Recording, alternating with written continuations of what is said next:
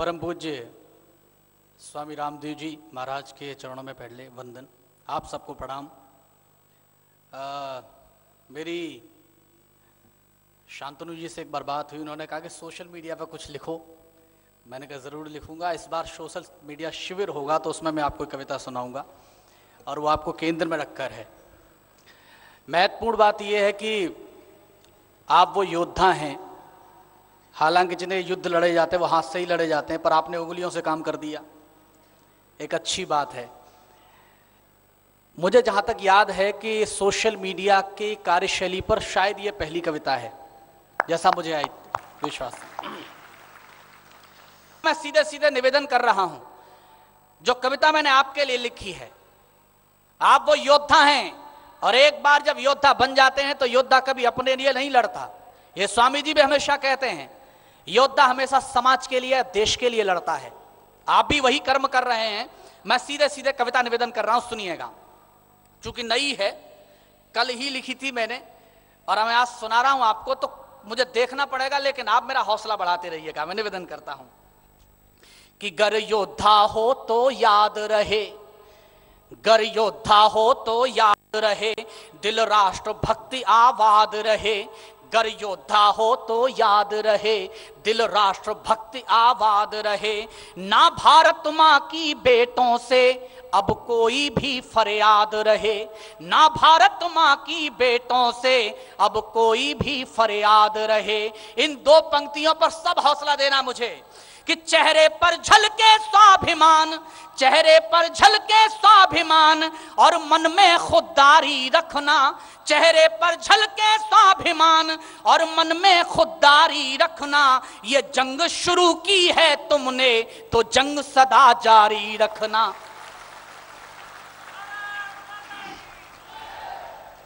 कि चेहरे पर झलके स्वाभिमान और मन में खुददारी रखना। ये जंग शुरू की है तुमने तो जंग सदा जारी रखना। गर योद्धा हो तो याद रहे। अब अपने अपने क्षेत्रों में चले जाइए, समझ में आ जाएगा मैं भाषा इस्तेमाल कर रहा हूं कि वीचैट, व्हाट्सएप, स्काइप, यूट्यूब सभी हथियार हुए। यही हथियार थे, आपके पास कोई बंदूक नहीं थी। कि YouTube, WhatsApp, Skype, chat, WhatsApp, Skype, YouTube सभी हथियार हुए। हाइक गूगल के साथ युद्ध में लड़ने को तैयार हुए। मीडिया रखे सच पर पट्टी, एक और सत्य का नेत्र बना। कोई बताना नहीं चाहता था। कल स्वामी जी ने कहा था कि हमने 400 ब्रह्मचारी बनाए, तैयार किए। मीडिया ये बताना नहीं चाहता कि अच्छे दिन यूं भी शुरू होने वाले हैं। मीडिया ये दिखाना चाहता है कि स्वामी जी वहां चले गए, अरे ये नियम तोड़ दिए, वहां गए, फंस गए, बच्चों को फंसा दिया। तो नकारात्मक पत्रकारिता के खिलाफ ये सोशल मीडिया सकारात्मक पहलू था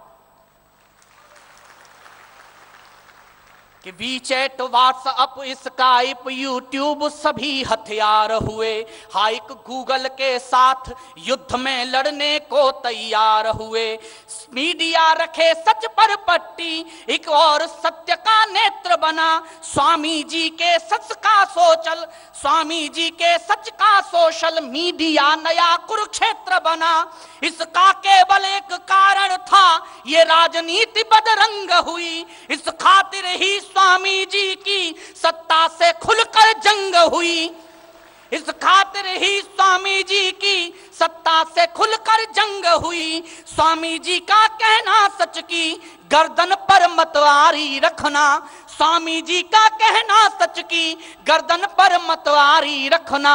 ये जंग शुरू की है तुमने तो जंग सदा जारी रखना। ये जंग शुरू की है तुमने तो जंग सदा जारी रखना। गर योद्धा हो तो याद रहे।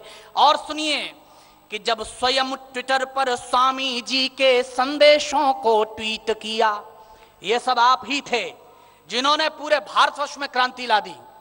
कि जब स्वयं ट्विटर पर स्वामी जी के संदेशों को ट्वीट किया, फिर ऐसी आंधी बनी कि जिसने सत्ता तक को बीट किया, फिर ऐसी आंधी बनी कि जिसने सत्ता तक को बीट किया। सत्ता के आगे झुके नहीं, भारत की खुददारी तुम हो। सत्ता के आगे झुके नहीं, भारत की खुददारी तुम हो। जो हृदय संजोए राष्ट्रवाद की बोर्ड क्रांतिकारी तुम हो। जो हृदय संजोए राष्ट्रवाद की बोर्ड क्रांतिकारी तुम हो। जो जकड़ रहा था देश, हाथ में कमल तुम्ही ने खिला दिया। जो जकड़ रहा था देश, हाथ में कमल तुम्ही ने खिला दिया। मिट्टी से नफरत बालों को मिट्टी में तुमने मिला दिया। कि मिट्टी से नफरत बालों को मिट्टी में तुमने मिला दिया। तुम स्वाभिमान के स्रोत बने। अब फिर ये भाषा भी रखना, क्योंकि सच पर चले हैं आप, तो सच जिंदा रखना कि तुम स्वाभिमान के स्रोत बने, भाषा मत दरबारी रखना। तुम स्वाभिमान के स्रोत बने, भाषा मत दरबारी रखना। ये जंग शुरू की है तुमने, तो जंग सदा जारी रखना। ये जंग शुरू की है तुमने, तो जंग सदा जारी रखना। गर योद्धा हो तो याद रहे, दिल राष्ट्र भक्ति आबाद रहे। ना भारत माँ की बेटों से अब कोई भी फरियाद रहे। चेहरे पर झलके स्वाभिमान और मन में खुददारी रखना। ये जंग शुरू की है तुमने, तो जंग सदा जारी रखना। गर योद्धा हो तो याद रहे। और अंतिम पंक्तियां सुनिए। मैं कई बार अपने बारे में बोलता हूं कि सच कहने की हिम्मत रखते हैं हम, दुनियादारी की कला नहीं रखते। सच कहने की हिम्मत रखते हैं हम, दुनियादारी की कला नहीं रखते। आवाज तल्ख है, तीखी है तो है, हम दो स्वर वाला गला नहीं रखते। कि ये जंग शुरू की है तुमने, तो जंग सदा जारी रखना। अंतिम पंक्तियां सुनिए। कि जब चली फेसबुक पर उंगली, कितनों के फेस हुए काले। भाई ताली बजाओ तो फिर एक साथ बजाओ सारे लोग, क्योंकि जंग आपकी थी, बोल मैं रहा हूं। और ये चुनाव के परिणाम स्पष्ट मैंने लिखा हो तो बताना। कि जब चली फेसबुक पर उंगली, कितनों के फेस हुए काले। जो अहंकार पारे उनको, जो अहंकार पाले उनको, पड़ गए जमानत के लाले। जब चली फेसबुक पर उंगली, कितनों के फेस हुए काले। जो अहंकार पाले उनको, पड़ गए जमानत के लाले। जिस पर घोटाले थे केवल, वो पथ तुमने अवरुद्ध किया। जिस पर घोटाले थे केवल, वो पथ तुमने अवरुद्ध किया। स्वामी जी के योद्धा बनकर तुमने सत्ता से युद्ध किया। स्वामी जी के योद्धा बनकर तुमने सत्ता से युद्ध किया। औकात स्वयं की भूले जो, उनको सच तुमने सिखा दिया। और ये एक पंक्ति आपके लिए शुभकामनाएं कि अभी एक जंग जीती है। स्वामी जी कल से बोल रहे हैं, अभी शुरुआत है, अंत नहीं है। तो याद रखना इस बात को कि औकात स्वयं की भूले जो, उनको सच तुमने सिखा दिया। परिवर्तन करने निकले तो परिवर्तन करके दिखा दिया। परिवर्तन करने निकले तो परिवर्तन करके दिखा दिया। वे पनपेंगे फिर से, लेकिन 5 वर्ष बाद फिर, क्योंकि इस पर तो प्रतिबंध है ही नहीं। कि वे पनपेंगे फिर से, लेकिन तुम उसकी तैयारी रखना। वे पनपेंगे फिर से, लेकिन तुम उसकी तैयारी रखना। ये जंग शुरू की है तुमने, तो जंग सदा जारी रखना। गर योद्धा हो तो याद रहे, गर योद्धा हो तो याद रहे। दिल राष्ट्र भक्ति आबाद रहे। गर योद्धा हो तो याद रहे, दिल राष्ट्र भक्ति आबाद रहे, ना भारत माँ की बेटों से अब कोई भी फरियाद रहे। चेहरे पर झलके स्वाभिमान और मन में खुददारी रखना, ये जंग शुरू की है तुमने तो जंग सदा जारी रखना। बहुत बहुत आभार।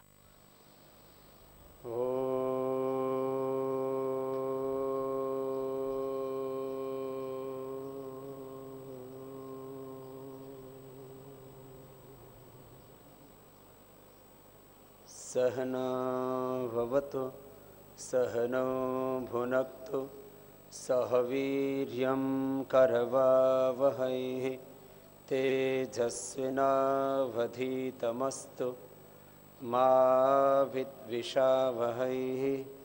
ओम शांति शांति शांति। कितना ही शुभ कार्य करें, लोक मंगल के लिए, विश्व मंगल के लिए, विश्व कल्याण के लिए कोई कितना ही बड़ा अनुष्ठान करे, फिर भी उस कार्य से जिन जिन लोगों के स्वार्थ आहत होते हैं वो लोग हमारा विरोध करते हैं।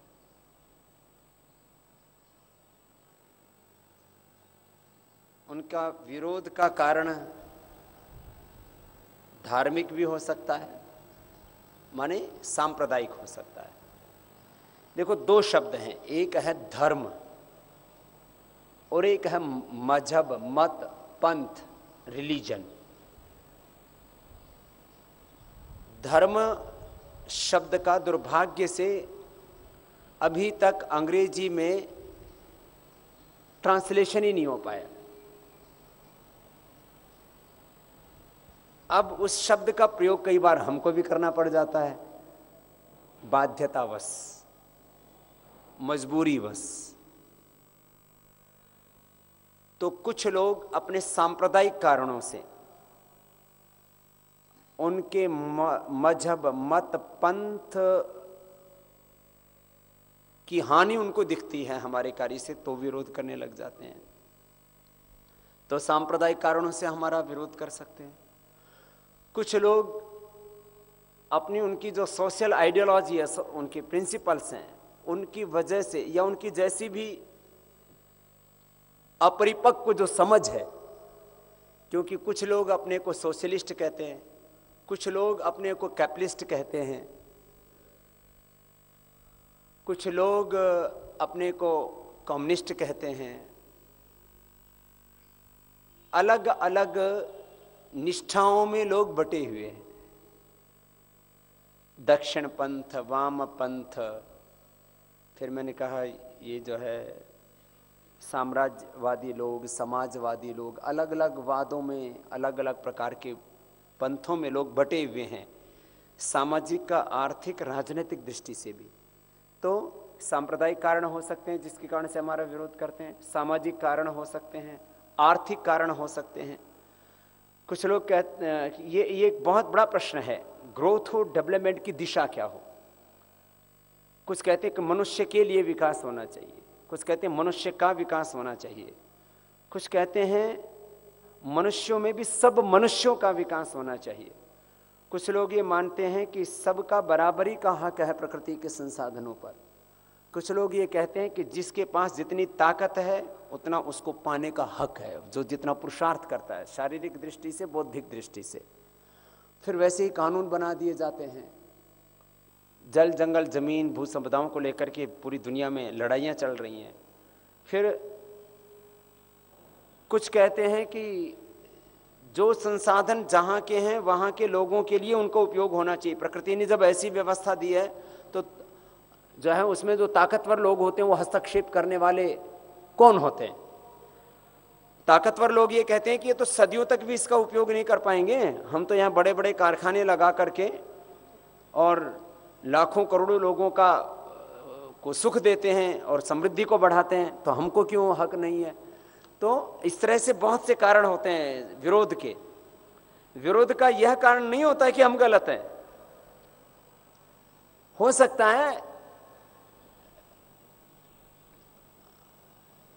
गलत काम का भी विरोध होता है, वह भी एक पक्ष है, लेकिन कई बार सही काम का भी विरोध होता है। मैंने कहा सांप्रदायिक कारण होते हैं, आर्थिक कारण होते हैं, सामाजिक कारण होते हैं, राजनीतिक कारण होते हैं, और ये तो बड़े कारण मैंने गिनाए। अज्ञान के कारण से भी लोग विरोध करते हैं, इग्नोरेंस है, ईगो है, अहंकार के कारण से विरोध करते हैं। अज्ञान के कारण से विरोध करते हैं, अहंकार के कारण से विरोध करते हैं, और अज्ञान और अहंकार के कारण से कुछ आग्रह बन जाते हैं, राइट एंड रॉन्ग के हम उनके अपने कुछ डेफिनेशंस बन जाते हैं, उसके कारण से लोग विरोध करते हैं। और ऐसे विरोध का सामना हमको भी करना पड़ता है।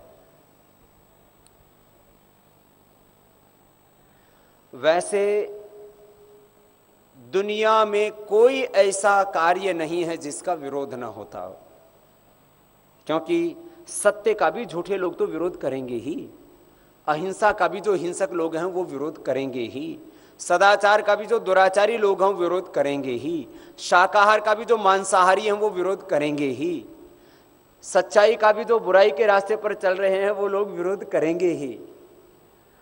और मैं एक और बात कहता हूं, और जो सच्चे लोग हैं उनको भी बुरी बातों का विरोध करना ही चाहिए। महर्षि स्वामी दयानंद सरस्वती कहते हैं, धर्मात्मा चाहे कितना ही दुर्बल क्यों ना हो, उसका साथ देना चाहिए, उसका सम्मान करना चाहिए, और अन्यायकारी चाहे चक्रवर्ती सम्राट भी क्यों ना हो उसका विरोध करना चाहिए। यही मानवता है। अब ये दो पहलू हैं। हम भी झूठ का विरोध कर रहे हैं, और जो असत्य के पथ पर हैं, जो अशुभ मार्ग पर हैं, वो हमारा विरोध कर रहे हैं। तो आपको कहां कहां कठिनाई आती है कि जहां आप अब दो तरह का युद्ध होता है, एक जंग होती है, वो इसी को देवासुर संग्राम कहते हैं। ये हमारे भीतर भी चल रही है और ये बाहर भी होता है।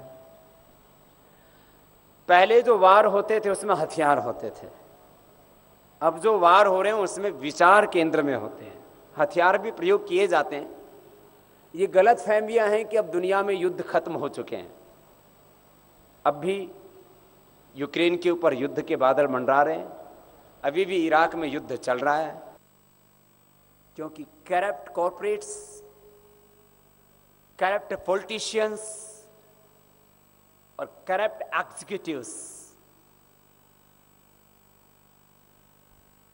ये पावर बेस्ड पोजीशन में विश्वास रखते हैं। पावर बेस्ड पोजीशन मेकिंग जो कंडीशंस हैं, इग्नोरेंस एंड ईगो बेस्ड जो आइडियोलॉजीज हैं, पर्सन्स हैं जिनमें ईगो है, इग्नोरेंस है, पावर की भूख है, और दुनिया का सारा सुख अकेले भोगने की भूख है। कहा जाता है कि सारी दुनिया की संपत्ति एक भी व्यक्ति को तृप्ति नहीं दे सकती, और जितने आज दुनिया में लोग हैं इससे 10 गुने भी हो जाएं तो भी जितने संसाधन हैं उससे सुखी हो सकते हैं। तो बड़ी विचित्र स्थितियां हैं। इन सब के बीच में मैं कह रहा था, आपको कहां कहां कौन सी ऐसी परिस्थितियां आती हैं जब आपको किसी भी प्रश्न का उत्तर देने में जो विरोधी हम पर प्रहार करते हैं, वार करते हैं, उस समय आपको कहां कहां उत्तर देने में कठिनाई आती है, तो वो प्रश्न आप मुझसे पूछ सकते हैं, क्योंकि सोशल मीडिया में तो वार बहुत जबरदस्त चलता है।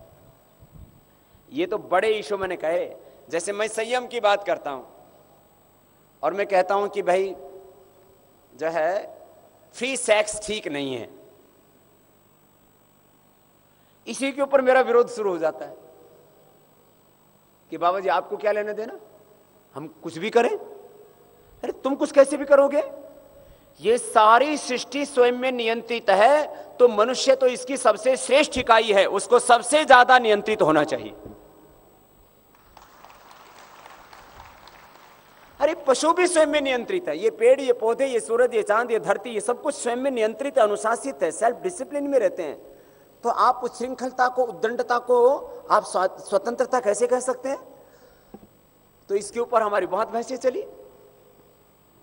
एक बार तो टीवी का एक बहुत बड़ा एंकर माना जाता था अपने जमाने का, आज से 7-8 साल पहले की बात है, मुझे बुला लिया, एक और किसी तथाकथित संत को बुला लिया जो ओशो का अपने आप को शिष्य कहता था और अपने आप को जो है पढ़ा लिखा डॉक्टरेट कहता था, और अपने आप को बहुत से आधुनिक कहलाए जाने वाले लोग, बड़े बड़े औद्योगिक घरानों के लोग और मीडिया के बड़े बड़े लोग वहाँ सब बैठे। अब वो बोले कि फ्री सेक्स होना चाहिए। मैं कहता हूँ कि भाई नहीं, विवाह से पूर्व और विवाह के उपरांत भी पर स्त्री गमन, पर पुरुष गमन, ये पाप है, अधर्म है, ये हमारी संस्कृति नहीं है, ये एक सभ्य समाज का लक्षण नहीं है। तो जो है इसका विरोध कर रहे हो सब लोग, मैं अकेला, और सब विरोध कर रहे। बोले जी इससे आपको क्या हानि? मैंने कहा मुझे कोई हानि नहीं, कोई लाभ नहीं। आपने मुझसे पूछा, जो सत्य मुझे प्रतीत होता है अपने अनुभव से, अपने पूर्वजों के अनुभव से, और इस सृष्टि के इस अस्तित्व में जो भी मुझे शुभ प्रतीत होता है वो मैंने कह दिया। आपने मुझे बुलाया इसलिए मैंने कहा, मैंने को जबरदस्ती तो अपना ओपिनियन नहीं दिया। बोले आपको इससे क्या आपत्ति? मैंने कहा आपत्ति मुझे नहीं, आपत्ति आपके बच्चों को होगी। वहां कुछ युवा बैठे थे। मैंने कहा बच्चों, आप लोग चाहते हो कि आपकी माँ जो है वो आपके पिता के अलावा किसी और से संपर्क में रहे? तो बच्चों ने ताली बजा दी, बोले बाबा जी हम आपके साथ हैं। मैंने कहा तुम्हारा पिता किसी अन्य, तुम्हारी माँ के अलावा किसी अन्य से प्रेम करे, उनसे शरीर संबंध स्थापित करे, सब बच्चे मेरे पक्ष में, फिर भी माने नहीं वो। मैंने कहा भैया तुम्हें दिक्कत नहीं है, तुम तो पगलाए हुए हो, उन्माद में हो, पागलपन में बातें कर रहे हो, तुम्हारे बच्चों को दिक्कत है।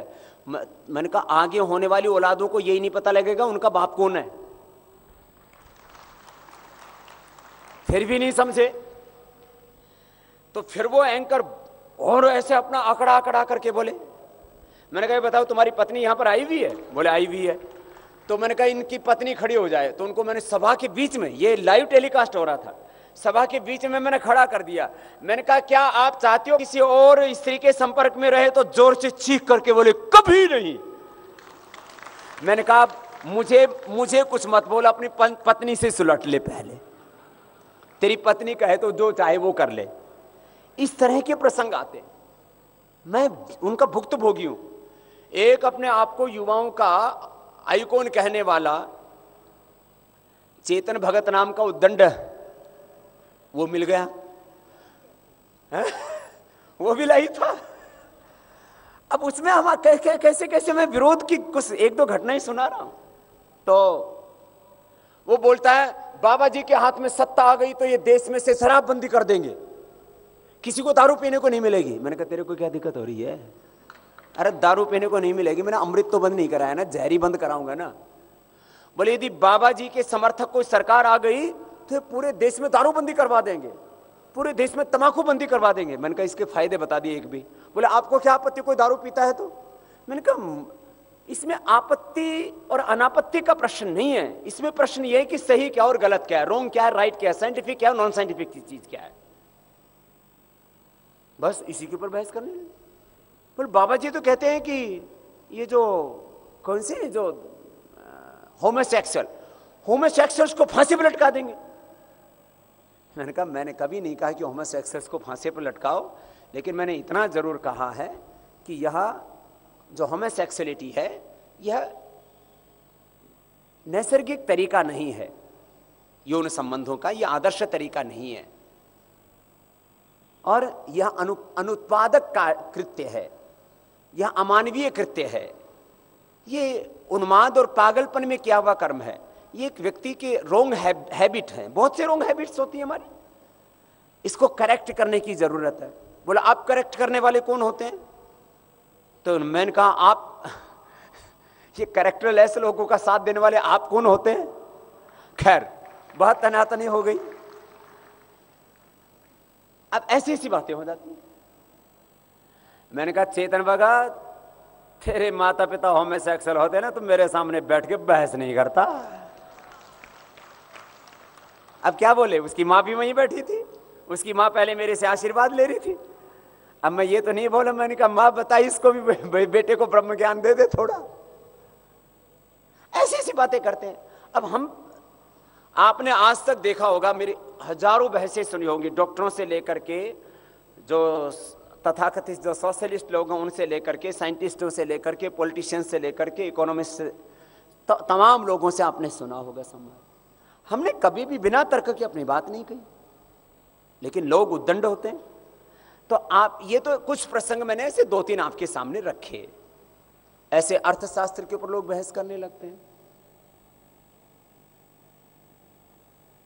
तो मैं कहता हूं भाई, आप ब्लैक मनी की बात करते हो तो ब्लैक मनी के बारे में पूरा स्टडी करके आया करो, ऐसे छिछोड़ी बातें मत करो, गंभीरता से बात करो कि इस देश की रियल इकोनॉमी कितनी है, इस देश की रियल जीडीपी कितनी है, इस देश का रियल टैक्स कलेक्शन कितना है, और इसमें देश में कितना उसके अंदर ल्यूपॉल्स हैं, कितने उसके अंदर लीकेज हैं, कितने हमारे यहाँ पर चेक एंड बैलेंसेज हैं, और कितना उसके अंदर जो है चोरियाँ होती हैं, ये देखो जरा।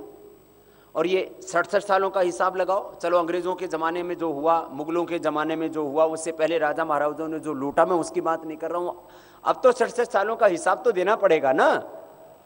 और अन्यायपूर्ण तरीके से जो लोग समृद्धि अर्जित कर रहे हैं, अन्यायपूर्ण तरीके से, इनजस्टिसफुल जो स्वामित्व लेकर के बैठे हुए हैं,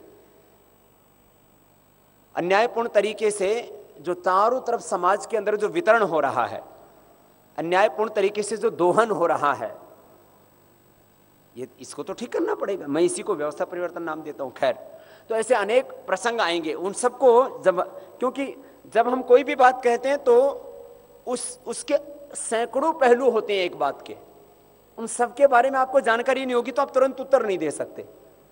हम कभी भी किसी भी बहस में जाते हैं, कोई भी डिबेट होती है, तो उसमें सब तरह की तैयारी होती है हमारी, सामाजिक, आर्थिक, राजनीतिक और सांस्कृतिक, सब दृष्टियों से तैयार रहना पड़ता आपको। तो आपको ऐसे कौन से प्रसंग आते हैं जहां पर आपको जवाब देने में थोड़ी कठिनाई होती है, तो उसके लिए मैंने अब ये प्रसंग रखा कि आप लोग ऐसे कोई भी आपके सामने प्रश्न आते हैं तो कहाँ कहाँ ऐसे मौके आते हैं जहां आपको उत्तर देने में कठिनाई आती है, तो मेरे से पूछ सकते हैं। मुझे लगता है हमारे जितने भी जो है सोशल मीडिया के कार्यकर्ता हैं उनको इससे सुविधा रहेगी। फिर तो बहुत बहुत प्रणाम जी। और विरोधी विरोध करें ये बात समझ में आती है, उसके बहुत सारे लॉजिक हो सकते हैं जो कोई भी समझ सकता है। पास में रखें माइक। हाँ, विरोधी विरोध करें ये बात समझ में आती है, उनके अपने कारण हो सकते हैं जी। लेकिन सबसे मुसीबत की बात यह है कि बहुत से लोग आपके अपने बन के, आपके तेज ओजस्वी के नज़दीक आकर के, उसके बाद अपना उल्लू किस तरह से सीधा करते हैं और किस तरह से हमें चोट पहुंचती है, उसका मैं एक उदाहरण देता हूं। हम दंत कांति यूज़ करते हैं ये सोच करके कि अपना मानसिक स्तर ऊंचा रखते हैं कि हम स्वदेशी को बढ़ावा दे रहे हैं और अंतर्राष्ट्रीय कंपनियां जो हमें लूट रही हैं उनको मैं दबा रहा हूं। इस भाव के साथ मैं भावना की बात कर रहा हूं। लेकिन अभी आप ही के तेज का फायदा उठा करके एक चौकीदार ने ये एफडीआई अप्रूव कर दी इंश्योरेंस में, डिफेंस में और रेलवेज में। ये कहा तो हम चवन्नी का हम अपना योगदान दे के अपना भाव ऊंचा रखते हैं कि स्वाभिमान, भारत को ऊंचा करना, ये वो, और कहाँ हमारे चौकीदार एकदम से पूरी नदियाँ की नदियाँ लुटा देते हैं। ये बात मुझे कहते हुए कहना चाहिए कि इस बात को मुझे जस्टिफाई करने में बहुत मुश्किल पड़ती है। आभार। देखो, एक बात मैं कहना चाहूंगा अभी, सरकार की जो पॉलिसियां आपको ठीक नहीं लगती हैं उनके बारे में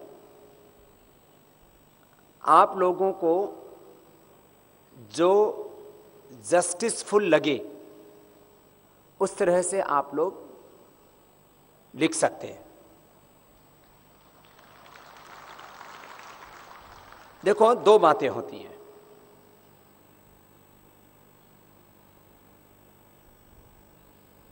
शासन की, सरकारों की, राजनीतिक व्यक्तियों की मजबूरियां हो सकती हैं, लेकिन जो एक विशुद्ध रूप से राष्ट्रवादी व्यक्ति है, जिसको सत्ता का, संपत्ति का कोई लालच नहीं है, उसको अपनी बात पूरी धड़ल्ले के साथ कहनी चाहिए।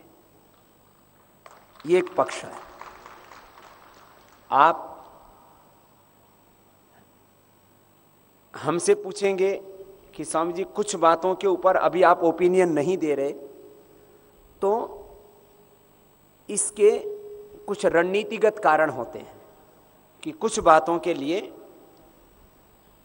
हम लोगों को देश काल परिस्थिति को देख करके कुछ चीजों को हम अवसर दे रहे हैं अभी। इसलिए ये बहुत ही संवेदनशील बातें हैं।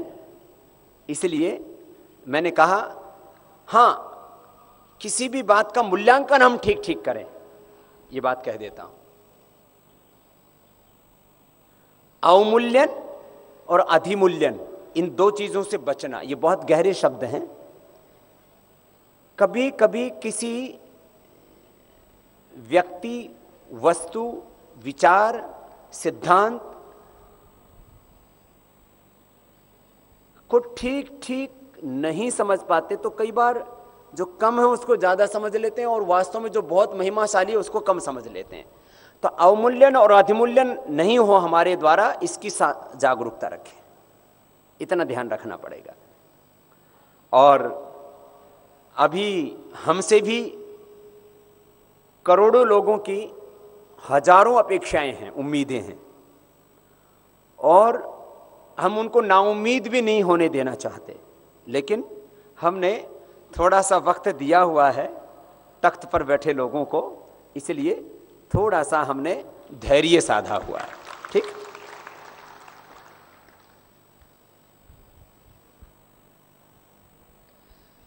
बाबा जी को प्रणाम। मैं दिल्ली से अमित। बाबा जी, आपके मार्गदर्शन में हमने सत्ता परिवर्तन तो कर लिया, पर अब हमारी सरकार ही लग रहा है दिशाहीन हो रही है कई विषयों पर। जैसे आपने ही 5 जनवरी को दिल्ली तालकटोरा में मोदी जी के समक्ष पूरी टैक्सेशन की सब बातों को मनवाया था, बट उसके बाद भी अपने बजट में या कहीं भी उसको लागू ही नहीं करा, कि बात भी नहीं करी उसके ऊपर, सिंगल मनी ट्रांजैक्शन पर।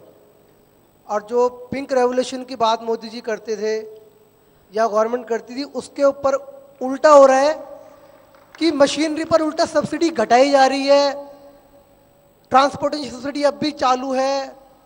और इतने हिंदू मनमोहन सरकारें परेशान नहीं थे जितने आजकल परेशान है, कि आज भी सहारनपुर में दंगा हो रहा है, कभी कहीं हो रहा है, कभी कहीं हो रहा है, डेली मतलब अमरनाथ पे इतना कुछ हुआ, उसके बावजूद भी कहीं कोई नहीं बोलता। मोदी जी ठीक है कि सही है अपनी जगह, पर मोदी जी के आसपास के लोग वो विपरीत दिशा में चल रहे हैं या कैसे हैं, उसका क्या सलूशन है? कुछ बातों में थोड़ा सा धैर्य रखो।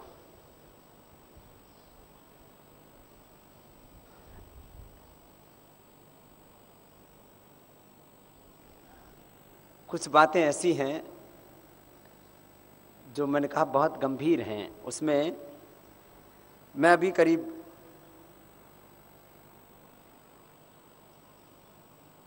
एक महीने पहले मोदी जी से मिला,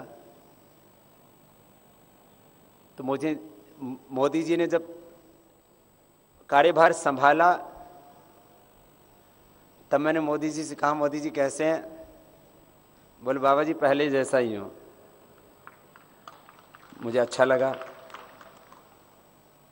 फिर दोबारा मैंने फ़ोन किया, क्या चल रहा है? बोले बाबा जी अभी सिस्टम को समझने की कोशिश कर रहा हूँ।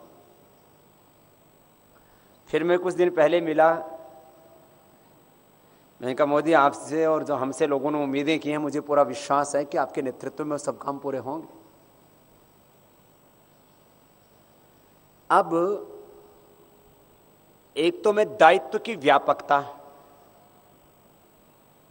एक अपने आइडियोलॉजी, प्रिंसिपल्स, पॉलिसीज का एग्जीक्यूशन, एक तो रेस्पॉन्सिबिलिटी, दूसरा एग्जीक्यूशन, तीसरा उसकी प्रॉब्लम्स, उसके बीच के अवरोध, उसके बीच की बाधाएं, इन तीनों के बारे में संकेत रूप में कुछ कह रहा हूं।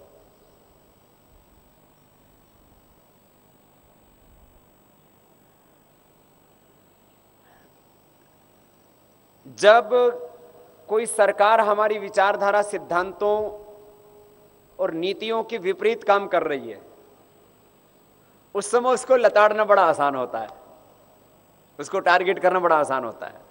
एकदम फ्रैंक बोल रहा हूं मैं।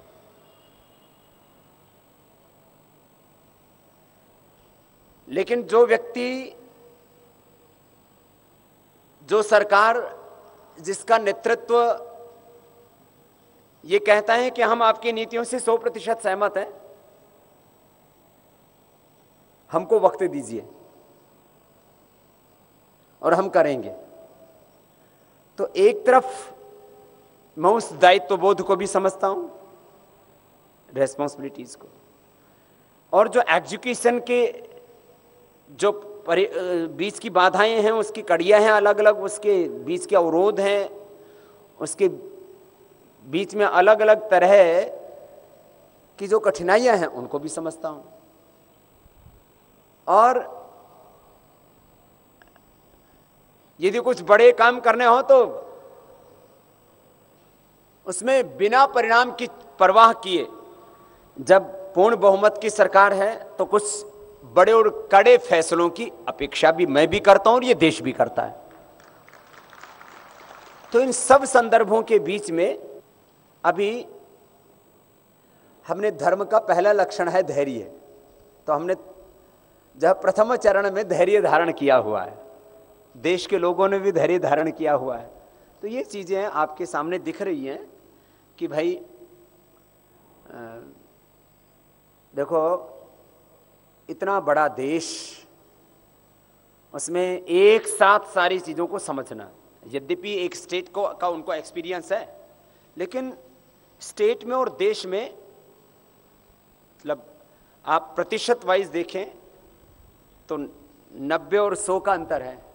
स्टेट को चलाना वो एक 10% आपके पास में चीज़ों को समझने के लिए यदि समय, शक्ति, ऊर्जा और सामर्थ्य चाहिए, तो उसमें 9 गुना और ज़्यादा आपको समय, शक्ति, ऊर्जा, सामर्थ्य लगाना पड़ता है, बल्कि उससे ज़्यादा ऐसा होता है।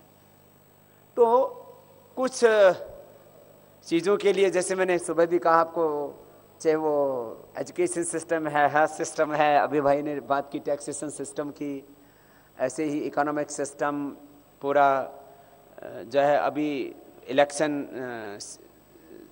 के जो में चेंज करने का जो प्रश्न है, इलेक्टोरल रिफॉर्म, फिर इसी तरह से जुडिशियल रिफॉर्म, कुछ में रिफॉर्म और कुछ में चेंज, ऐसे बहुत से इश्यूज हैं। गाय का इशू है, विश्व मुक्त कृषि का इशू है, ऐसी तमाम जो है। फिर कुछ बड़े पॉलिटिकल इश्यूज हैं कि पाकिस्तान की ओर से जो युद्ध विराम का जो उल्लंघन होता है, सीमाओं से, वही उसी तरह से हमारे सैनिकों के ऊपर गोलियां बरसाई जाती हैं, आए दिन वहाँ पर फिर शहीद हो रहे हैं। तो बहुत से ऐसे प्रश्न हैं। तो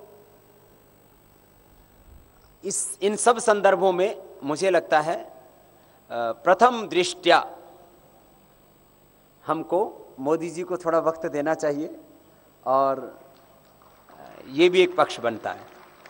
मैं, एक व्यक्ति ने अभी संभाला है, देश इतना बड़ा है, 2 महीने का वक्त हुआ है, और मैंने कहा उम्मीदें तो पहाड़ भर की हैं। रोजमर्रा की जिंदगी में जो एक इस देश का साधारण नागरिक, उससे जुड़े हुए प्रश्न, चाहे वो महंगाई का है, चाहे वो भ्रष्टाचार का है, ये सब भी प्रश्न उठेंगे अभी।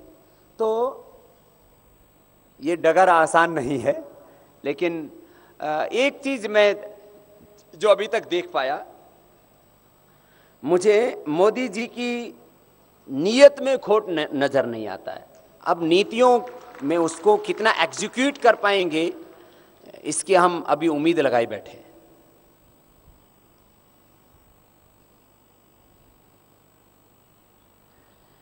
और जो है कोई भी एक बात मैं आपसे कहता हूं, सोशल मीडिया पर कोई अटैक करता है गवर्नमेंट की पॉलिसीज को लेकर के, तो जो है उसको लेकर के आप लोगों को जो है, जो वास्तव में जिसको आप प्रोटेक्ट कर सकते हैं उसको तो प्रोटेक्ट कर कीजिए, बाकी ज्यादा लफड़े में पड़ने की जरूरत नहीं है। जो चीज समझ में नहीं आ रही हो आपको, तो आप जो है उसको डाइवर्ट कर दीजिए। बोले जो है हम आपसे उम्मीद करते हैं कि ये प्रश्न आप जो है गवर्नमेंट से पूछेंगे। हम गवर्नमेंट नहीं है, हम इस देश के एक सजग नागरिक हैं और अपनी जिम्मेदारी पूरी ईमानदारी से निभा रहे हैं। तो कुछ दिनों तक हो सकता है आपको इस तरह के भी कुछ उत्तर ढूंढने पड़े, है ना जी। स्वामी जी के चरणों में वंदन। मैं रंजन गुप्ता झारखंड से हूँ।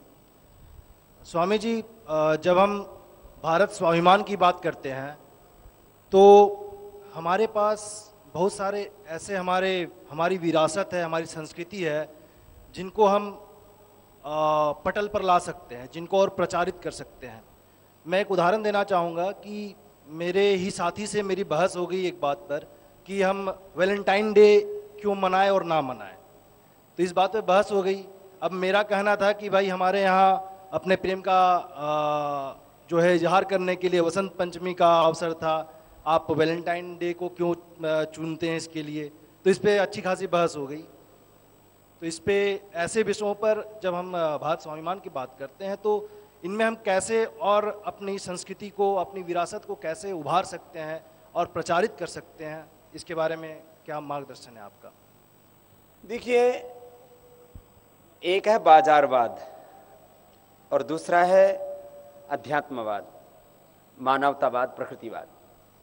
तो पश्चिम जो है ना पूरा बाजारवाद पर चलता है, उसको कोई वैलेंटाइन से लेना देना नहीं है। वैसे वैलेंटाइन तो एक पश्चिम में एक संत हुए थे और वो जो चर्च में मनाही की जाती थी तो उनकी शादियां करवाते थे। वो तो एक बिल्कुल ही जो है इसके साथ संबद्ध नहीं है, वो नॉन रेलिवेंट है जो वैलेंटाइन को जोड़ा है। फिर भी जो भी कर दिया इन्होंने, तो ये सब क्या करते हैं कि वैलेंटाइन डे के ऊपर कुछ लोग जो है ज्वेलरी खरीदेंगे, कुछ लोग अलग अलग उपहार खरीदेंगे, प्रेमी जोड़े एक दूसरे को देंगे, उससे लोग परचेजिंग ज़्यादा करेंगे।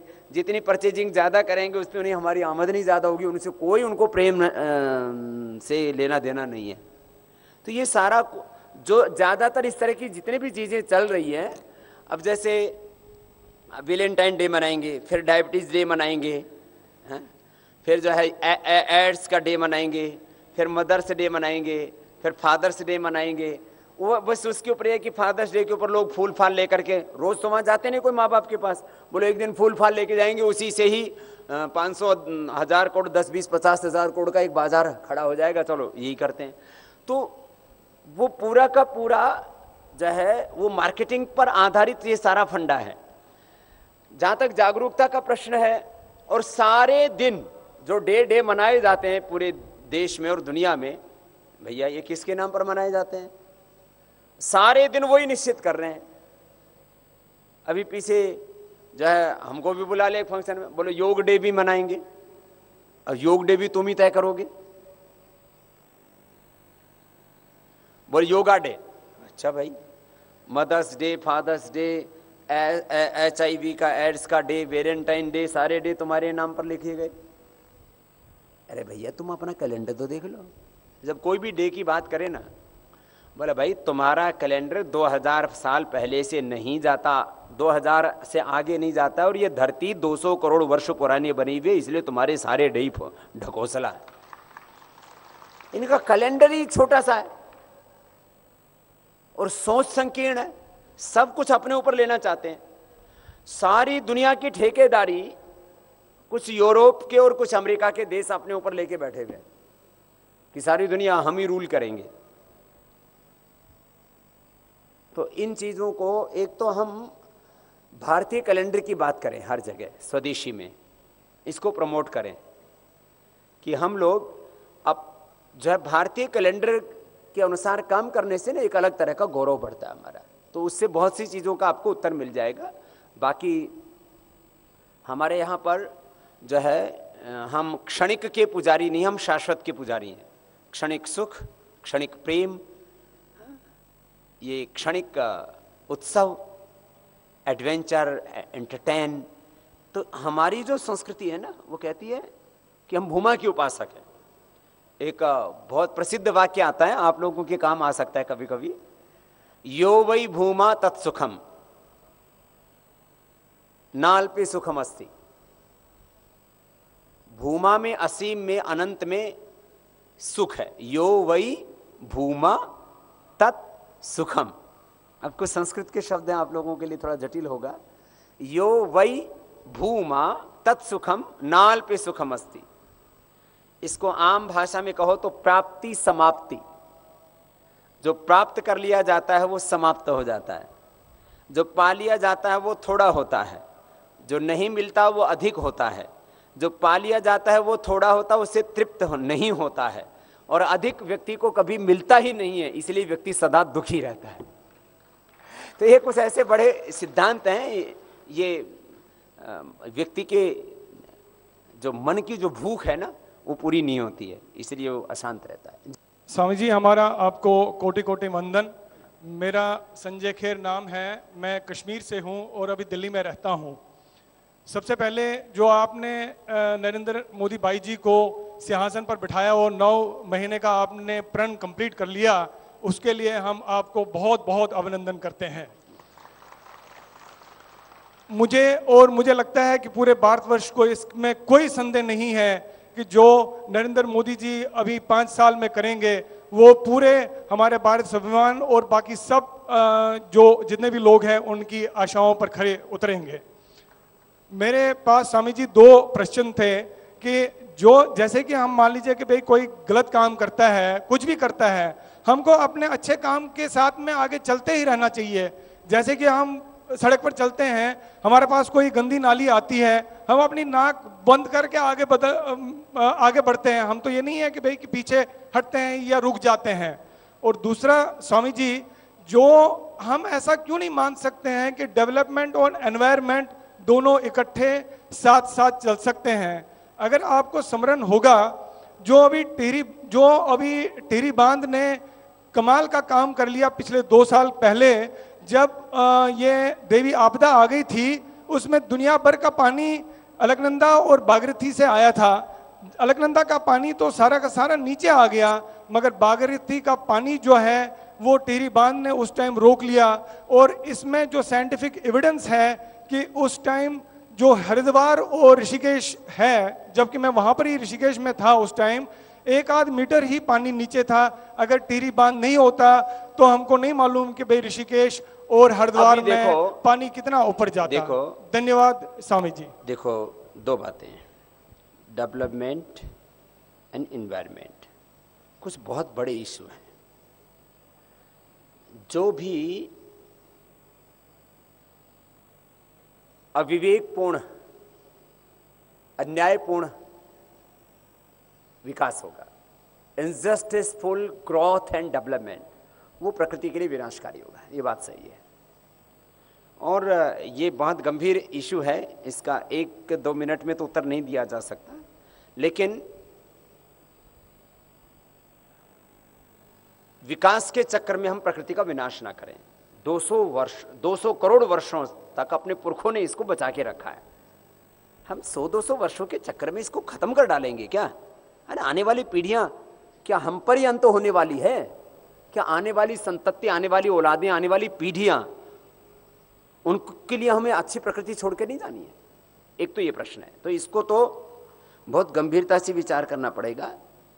ये तात्कालिक रूप से हम चीजों को सोच करके उत्तर नहीं दे सकते। दूसरी बात, ये सच है कि हमारे जीवन की और इस दुनिया की इस यात्रा में अशुभ भी साथ साथ बना रहेगा, लेकिन अशुभ कभी भी वो ऊपर नहीं होना चाहिए, वो नीचे रहना चाहिए। गंदगी समाज में और हमारे भी अस्तित्व में बनी रहेगी जब तक शरीर है। लैट्रिन जो है, शौच जो है, वो नीचे रहे तो ठीक है, ये ऊपर नहीं चढ़ना चाहिए। नीचे से साफ होता रहे, ठीक है। इसका मतलब साम्राज्य सत्य का होना चाहिए, धर्म का होना चाहिए, न्याय का होना चाहिए, अधर्म उसके नीचे नीचे रहेगा। वो नेतृत्व में नहीं आना चाहिए। एक इसका तीसरा बहुत ही लॉजिकल उत्तर देता हूं। कभी कभी हम बहुत अधर्म अन्याय पाप देखते हैं तो बहुत दुखी हो जाते हैं, तो उसमें एक बड़ा सधा हुआ उत्तर है। आप अपने मन की प्रसन्नता के लिए, कार्य तो आपको सत्य के अनुकूल ही आचरण करना है। ये सारी दुनिया केवल मेरे लिए नहीं बनी है, जरा इसको नोट भी कर लेना, बड़ी गहरी बात है जिंदगी की। ये सारी दुनिया केवल हमारे लिए नहीं बनी है, इसलिए सारी अनुकूलताएं हमें होंगी, ऐसा सोचना एक न्यायपूर्ण दृष्टिकोण नहीं है, ये व्यवहारिक दृष्टिकोण नहीं है, ये फिजिबल नहीं है। ये दुनिया केवल मेरे लिए बनी होती तो शायद हो सकता है मेरे लिए अनुकूल होती, तो दुनिया तो सबके लिए भी बनी है, तो सबके आचरण, सबके संस्कार, सबके कर्माशय एक जैसे होंगे ही नहीं। और इसमें गड़बड़ी केवल मनुष्य में, याद रखना, सृष्टि में मनुष्य की जो इकाई है, इसको छोड़ करके जितना भी अस्तित्व है उससे कोई खतरा नहीं है किसी को भी।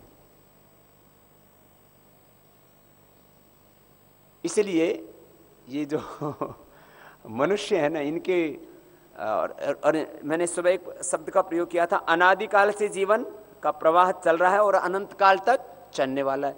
और उसमें जो कर्मों का जो समावेश है, अनेक जन्मों के कर्मों का, संस्कारों का, वासनाओं का, वो अलग अलग तरह से लोगों की वृत्तियां, प्रवृत्तियां, रुचियां, संस्कार और फिर उनके अलग अलग तरह के संगठन, समूह इस तरह के निर्मित हो गए।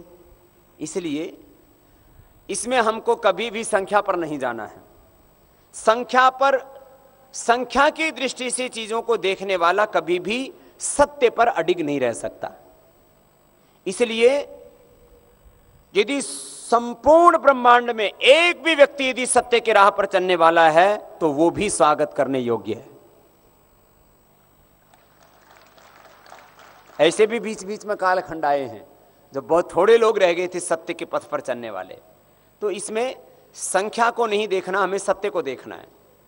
ये एक फिर और प्रश्न पैदा हो जाता है कि सत्य जब इतना सबल होता है और सब जगह लिखा रहता है सत्यमेव जयते नानृतम, लेकिन ये जो सत्य और झूठ का, शुभ और अशुभ का, देव का असुर का जो संघर्ष है वो चलता रहता है। उसमें कभी कभी जब सत्यमय जीवन जीने वाले, देवत्व का जीवन जीने वाले, जब उनका पराक्रम कभी कभी क्षीण हो जाता है तो असत्य ऊपर आ जाता है। लेकिन फिर भी अपने को अपने ध्येय की ओर बढ़ते रहना चाहिए, उसमें कोई समस्या नहीं। और याद रखना, सच्चाई के रास्ते पर चलने वाले पूरी दुनिया में हमेशा से ही थोड़े लोग होते हैं। ये दुनिया को ऐसा समझो कि जैसे एक पर्वत शिखर है, उसकी सबसे ऊंची चोटी है ना, वो सबसे पवित्र है, तो ज्यादातर लोग आपको मार्ग में ही मिलेंगे, है ना। गोमुख, तपोवन और उससे ऊपर यदि हम बात करें कैलाश मानसरोवर, या हम और ऊपर बात करें सागर माथा, हम माउंट एवरेस्ट की बात करें तो वो थोड़े लोग चढ़ेंगे ना। तो ऊंचाई पर चढ़ने वाले बहुत थोड़े लोग होते हैं। और भाई चढ़ने में थोड़ी मेहनत करनी पड़ती है, गिरने में तो बस छोड़ दो, सब छोड़ दो, अपने आप को समर्पित कर दो, गिरो ही गए। पानी को ऊपर चढ़ाने में मेहनत करनी पड़ती है, टंकी भरी, मोटर लगाई, वाल खोल दो, पानी नीचे पड़ जाएगा पूरा। तो गिरने के लिए कोई पुरुषार्थ करने की आवश्यकता नहीं है। पत्ता पेड़ से नीचे के आराम से गिर जाता है, उसको ऊपर फेंकने में पुरुषार्थ करना पड़ता है। तो ये जो पतन है ना, ये स्वाभाविक है। ये तो दुनिया का एक बड़ा सिद्धांत है। आप इसको अभी समझ लेंगे तो आपको फिर कंफ्यूजन्स बहुत ज़्यादा नहीं रहेंगे। ये बड़ा एक बहुत ही विचित्र बात है और हम लोग जो है ना इसी में संख्या और सत्य में उलझे रहते हैं कि सत्य जब इतना सबल है तो ये क्यों हो रहा है, जब सारी सृष्टि भगवान की रचना है तो इसमें अशुभ क्यों हो रहा है। अरे भगवान का विधान तो शुभ है, लेकिन व्यक्ति को जो स्वाधीनता दी है परमात्मा ने, उसका वो दुरुपयोग कर रहा है। तो उसके लिए कर्मफल व्यवस्था, एक न्याय व्यवस्था ईश्वर की, वो भी काम करती है। ओम। गुरुवर के चरणों में प्रणाम। मैं सतीश क्रांतिकारी पानीपत से। मैं गुरुवर की बातों से बिल्कुल सहमत हूँ। मोदी जी को मौका देना चाहिए और सभी जनता भी यही चाह रही है, कुछ दिन के लिए मौका देना चाहिए। और देश के अंदर बड़े बड़े इशू भी हैं, धारा 370, गौ हत्या, राष्ट्र रक्षा। लेकिन मैं किसान हूँ, गांव से हूँ। ज़्यादातर किसान जो आपकी वजह से गांव में जो बीजेपी को वोट नहीं जाते थे, आपकी वजह से बीजेपी को अब की बार वोट गए। उन किसानों का एक ही प्रश्न है, जो यूपीए सरकार ने 2009 में स्वामीनाथन की रिपोर्ट लागू नहीं की, जो सरकार ने सर्वे किया था और स्वामीनाथन की एक आयोग बनाया था, और मोदी सरकार ने भी कहा था हम आते ही किसानों के लिए स्वामीनाथन की रिपोर्ट लागू करेंगे। तो मैं गुरुवर से प्रार्थना करूंगा, विनम्र निवेदन करूंगा, कम से कम आते किसानों के लिए ये काम तो जरूर कर दें। बाकी तो दीर्घकालीन योजनाएं वो तो होती रहेंगी। ये सभी किसानों की आपसे अपेक्षाएं हैं। धन्यवाद।